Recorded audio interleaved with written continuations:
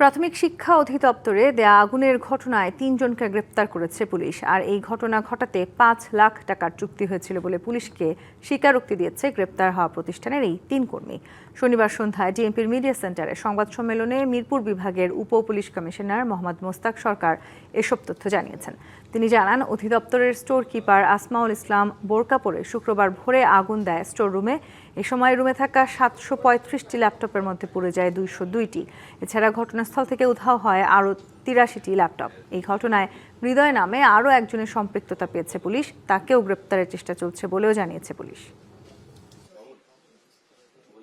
অগ্নিসংযোগের ফলে ৩৩টা ল্যাপটপ আংশিক ক্ষতিগ্রস্ত হয়, ২৯টি একটু বেশি মাত্রায় পুড়ে যায় এবং ১৪০টি ল্যাপটপ সম্পূর্ণ অবস্থায় পুড়ে যায়। ঘটনার সাথে জড়িত প্রাথমিকভাবে যে এখানে এই স্টোরুমে যে সংযোগ দেয়, আমাদের টিম তাকে গ্রেপ্তার করে। সে ব্যতীত আরো ৩ জনের নাম প্রাথমিকভাবে আমাদের জানায় এবং ৩ জনের নাম নিয়ে আমরা তাদেরকে চিহ্নিত করে এর মধ্যে ২ জনকে আমরা ইতিমধ্যে গ্রেপ্তার করেছি।